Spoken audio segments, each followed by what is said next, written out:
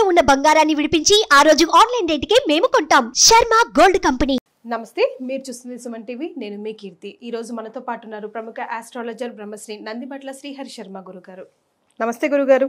వాగర్థ వివ సంపృక్తౌ వాగర్థ ప్రతిపత్తయే జగతః పితరౌ వందే పార్వతీ పరమేశ్వరౌ.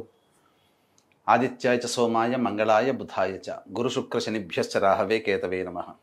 శృంగేరి జగద్గురు పీఠాధిపతులకి, కంచి పీఠాధిపతులకి నమస్కారములు తెలియచేసుకుంటూ కార్యక్రమాన్ని ప్రారంభిద్దాం. గురుగారు, వినాయక నిమజ్జనం రోజు అనంత పద్మనాభ చతుర్దశి కూడా ఉంది. చాలా మంది పేరు మాత్రమే విన్నారు, కానీ ఆ రోజు పాటించవలసిన విధి విధానాలు ఏంటి, ఆ రోజు వ్రతం ఆచరిస్తే ఎలాంటి లాభాలు ఉంటాయి, చాలా మందికి తెలియదు. ఈరోజు ఈ వీడియో ద్వారా ప్రేక్షకులకు తెలియజేసే ప్రయత్నం చేద్దాం. అనంత చతుర్దశి భాద్రపద మాసము పౌర్ణమి ముందు వచ్చే చతుర్దశి అనగా శుక్ల చతుర్దశి రోజున ఈ అనంత చతుర్దశి వ్రతాన్ని అనేటువంటిది ఆచరిస్తారు. కాబట్టి ఇది కేవలము ఏదో ఉత్సవంగా జరుపుకునేటువంటి పండుగ కాదమ్మా. వ్రత నియమాన్ని అనుసరించి వ్రతం చేసేటువంటి పండుగ ఈ యొక్క అనంత పద్మనాభ చతుర్దశి వ్రతం. అంటే ఆచారం ఉంటుందా గురుగారు? వీళ్ళే చేయాలి, వీళ్ళే చేయకూడదు, అట్లా ఇంటి వంశపార్యపర్యంగా పెద్దవాళ్ళు చేసిన వాళ్ళు అట్లా ఉంటుందా? చాలానమ్మా. ఇప్పటికీ కూడా మన ప్రాంతంలో, తెలుగు ప్రాంతంలో పద్మనాభ చతుర్దశి అనేటువంటి వ్రతాన్ని ఈ యొక్క భాద్రపద శుక్లపక్షం చతుర్దశి రోజున ఆచరించే వాళ్ళు ఉన్నారు. ఎన్ని పనులున్నా ఆ వ్రతాన్ని ఆచరిస్తారు, విడవకుండా తరతరాలుగా ఆచరించే వాళ్ళని నేను చూశాను. నేను ఏదైనా కార్యక్రమాలు పెట్టాను అనుకోండమ్మా, ఎక్కడికైనా వెళ్ళాలి అనుకున్నప్పుడు పౌర్ణమి రోజున ఏదైనా కార్యక్రమం పెడితే మాకు ముందు రోజు చతుర్దశి తిథి రాలేకపోతున్నాము ఏమనుకోకుండానే బ్రాహ్మణ్ని కూడా నేను చూశాను. అంటే నాకు అనిపించింది అప్పుడు, ఓహో ఇది నియమంగా వస్తుంది, తరతరాల నుంచి వస్తుంది అని. ఈ అనంత పద్మనాభ చతుర్దశి వ్రతాన్ని మనము ఒకసారి దాని గురించి పూర్తిగా విన్నప్పుడు, చదివినప్పుడు సేమ్ మన వరలక్ష్మి వ్రతం లాగానే విధి విధానం కొంత ఈక్వల్గానే ఉంది. కానీ ఆ రోజున గొప్పదైనటువంటి అనంత పద్మనాభ చతుర్దశి అంటే అనంత సంపదల్ని కలగచేస్తాడు, అనంతమైనటువంటి ఫలితాన్ని ఇస్తాడు అని చెప్పి మనకు శాస్త్ర ప్రమాణం. చతుర్వర్గ చింతామణి ప్రకారం ఈ యొక్క వ్రత కథ అంతా కూడా, వ్రత విధానం కూడా మనకు చెప్పబడి ఉందమ్మా. అంటే ముందుగా మనము గమనించుకున్నట్లయితే, వ్రత కథ గనక తెలుసుకున్నట్లయితే, పూర్వము సుమంతుడు అనేటువంటి ఒక బ్రాహ్మణుడు ఉండేవాడు. ఆయన భృగు మహర్షి కూతురైనటువంటి దీక్షని వివాహమాడాడు.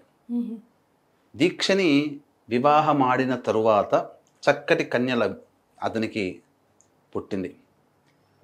ఆమెకి కొద్ది తక్కువ చిన్న వయసు ఉండగానే తన భార్య చనిపోయింది.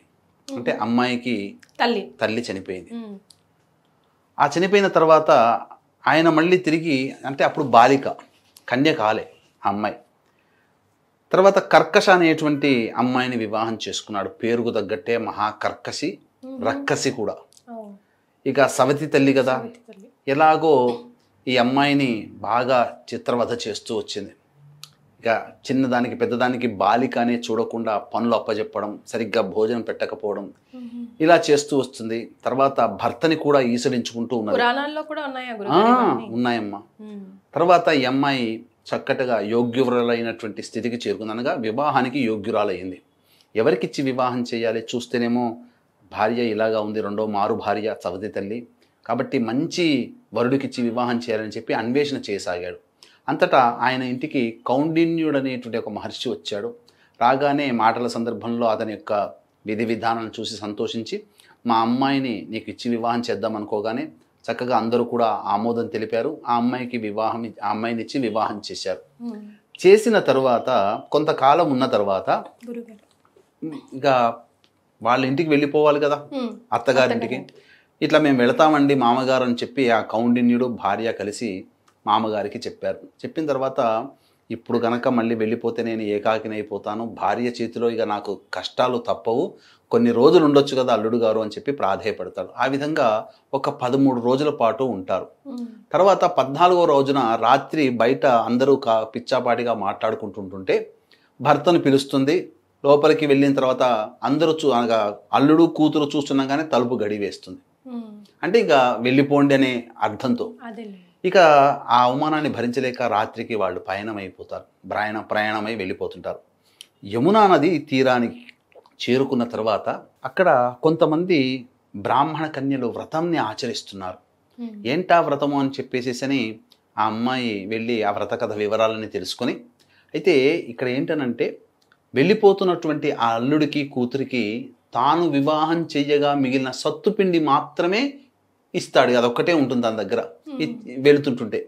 కాబట్టి ఆ యొక్క బ్రాహ్మణ కన్యలు, బ్రాహ్మణ వివాహిత స్త్రీలు ఈ యొక్క వ్రతాన్ని ఆచరిస్తున్నటువంటి విధానం చేసి ఏంటా వ్రతము ఇదంతానంటే ఇది పద్మనాభస్వామి వ్రతము, అనంత పద్మనాభస్వామి వ్రతం అని భాద్రపద మాసం పౌర్ణమి ముందు వచ్చే రోజున చేసుకోవాలి అని చెప్పి ఆ విధి విధానం అంతా చేసింది. అక్కడ ఆ విధంగా తోరములు ఇస్తారు, ఆ తోరం కట్టుకుంటుంది. తర్వాత ఆ యొక్క సత్తుపిండి తండ్రి ఇస్తాడు కదా, దానితో ఆ సత్తుపిండితో ఆ పద్మనాభ స్వామికి తాను కూడా పాల్గొని ఆ పూజా సమయంలో బెల్లము పిండితో చేసినట్లు దాన్ని నైవేద్యంగా పెట్టి తిరిగి మళ్ళీ కొంత తాను తన భర్త ఇద్దరు కూడా తింటారు. తిన్న తర్వాత మళ్ళీ వాళ్ళ ఇంటికి వెళతారు. వెళ్ళిపోయినప్పుడు ఆ యొక్క పద్మనాభస్వామి వ్రతాల్లో ఈ అమ్మాయి కూడా పాలు పంచుకుంది కాబట్టి ఆ మహత్యం వల్ల తోరం కూడా కట్టుకుంటారు, ప్రసాదం కూడా తీసుకుంటారు. కాబట్టి ఆ మహత్యం వల్ల అచిరమైనటువంటి ఖ్యాతి గడిస్తాడు, ధన సంపదలకు లోటు లేకుండా జీవితాన్ని పొందుతాడు. అంతటా ఆ విధంగా ఉన్నటువంటి కొంతకాలానికి ఏమవుతుందంటే చేతికి తోరం ఉన్నదని చూస్తాడు. మనము ఎక్కడ పడితే ఎలా పడితే అట్లాంటివి తీసుకోకూడదు కదా, ఏంటి తోరము అని చెప్పి కాస్త గట్టిగా అడుగుతాడు. అడిగితే అనంత పద్మనాభ స్వామి వ్రతము ఇట్లా అని చెప్తే ఎవరా అనంతుడు, ఎవడు వాడు ఇలా అని చెప్పి కోపగించుకొని ఆ తోరాన్ని తీసుకొని కాలుతున్నటువంటి నిప్పులో పడేసేస్తాడు. పడేసేస్తే ఆ భార్య, ఆ అమ్మాయి అనంత క్షమించు క్షమించు అని చెప్పి ఆ యొక్క తోరాన్ని తీసి పాలల్లో కడుగుతుంది. తర్వాత ఈ దేవదేవుణ్ణి నిందించినటువంటి కారణం చేత అచిరకాలంలోనే అతనికి ఉన్నటువంటి సంపదంతా కోల్పోతాడు. కోల్పోయిన తర్వాత అప్పుడు ఆ విధంగా రోగగ్రస్తుడు కూడా అవుతాడమ్మా.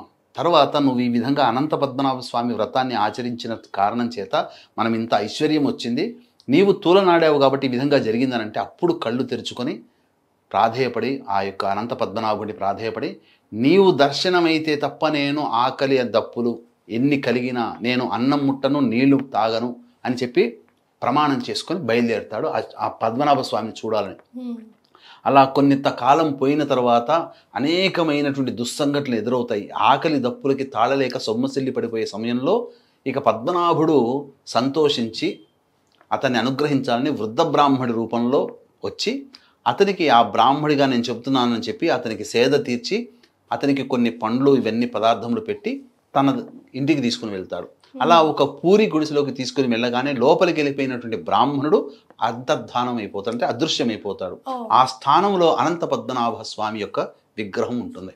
తర్వాత అప్పుడు అశరీరవాణిగా నీవు ఈ విధంగా నన్ను సందేహపడ్డావు కాబట్టి నీకు ఇటువంటి దుస్థితి కలిగింది, కాబట్టి నీవు మళ్ళీ ప్రాయశ్చిత్తపడి ప్రాధేయపడ్డావు కాబట్టి నీకు నా యొక్క అనుగ్రహం కలుగుతుందని చెప్తాడు. ఇక ఆ రోజు నుంచి కూడా అనంత పద్మనాభ స్వామి వ్రతాన్ని ఆ కౌండిన్య మహర్షి ద్వారా వెలుగులోకి వచ్చింది.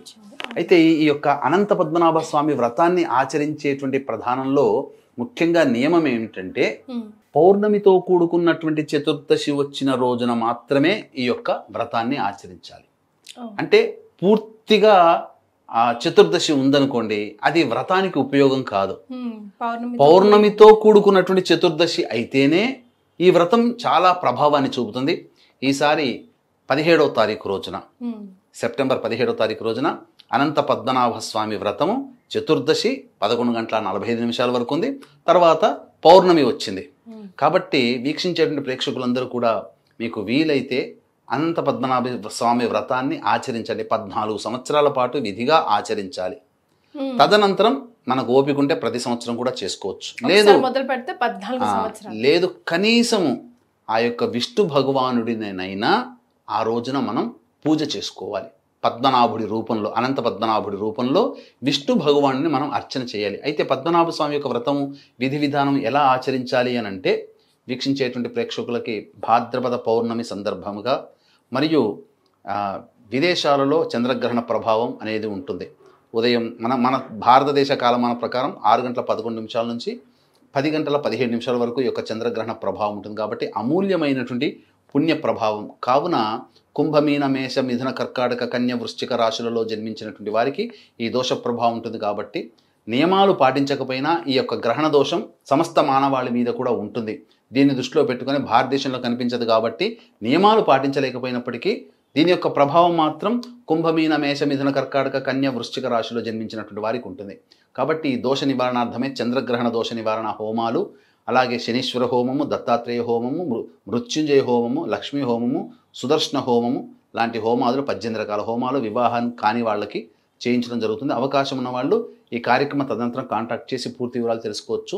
సామాన్య మానవుడు కూడా పాల్గొనే విధంగా పర్ హెడ్ 1500 రూపాయలకి సెప్టెంబర్ 18వ తారీఖు రోజున ఈ యొక్క హోమాది చంద్రగ్రహ దోష నివారణ కార్యక్రమాలు చేయించడం జరుగుతుంది. అవకాశం ఉన్న వాళ్ళు కార్యక్రమం తదనంతరం కాంటాక్ట్ చేసి పూర్తి వివరాలు తెలుసుకోవచ్చు. ఈ యొక్క అనంత పద్మనాభ స్వామి వ్రతం ఏ విధంగా ఆచరించాలంటే ఉదయాన్నే కాలకృత్యాదులు తీర్చుకొని ఆ యొక్క పూజా మందిరంలో అష్టదళ పద్మం అనేటువంటిది ఏర్పరచాలి.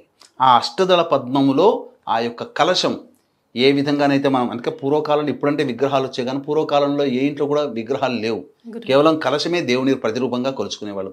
ఆ కలశములో చక్కటి శుభ్రమైన నీరు పోసి తర్వాత అందులో దర్భలు పూర్తిగా మునిగే ఆ కలశం పట్టే విధంగా దర్భలు పెట్టాలి.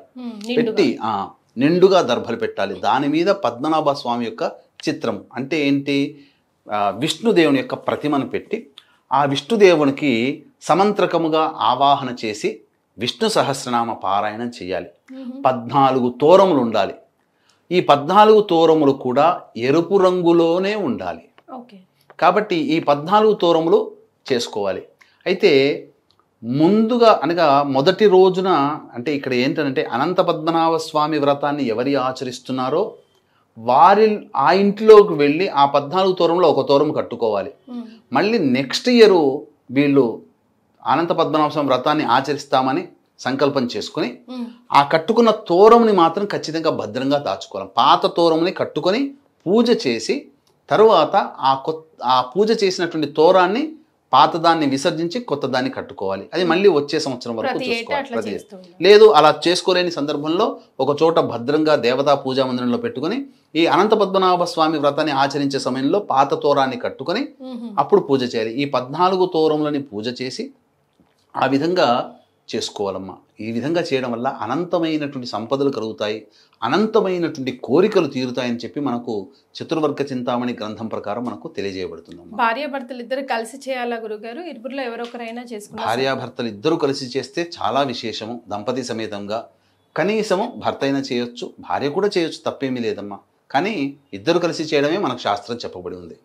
మరి ఒక ఒంటిపూట భోజన నియమాలు అవన్నీ పాటించాలా? ఆ రోజంతా కూడా చూసి తినాలి అట్లా ఏమి లేదమ్మా. ఆ రోజంతా కూడా ఉపవాస నియమాన్ని పాటించవచ్చు. ఏకాదశి రోజున ఏ విధంగా ఉపవాస నియమాన్ని పాటిస్తామో అనంత పద్మనాభ స్వామి వ్రతాన్ని ఆచరించే రోజున కూడా ఆ విధమైనటువంటి నియమాన్ని పాటించి మీరు అన్నట్టుగా సంధ్యా సమయంలో చంద్రుని దర్శనం చేసుకొని భోజనం చేయవచ్చు. చాలా సంతోషం గురుగారు, ధన్యవాదాలు. సర్వం శ్రీ ఉమామహేశ్వర పరబ్రహ్మార్పణమస్తు.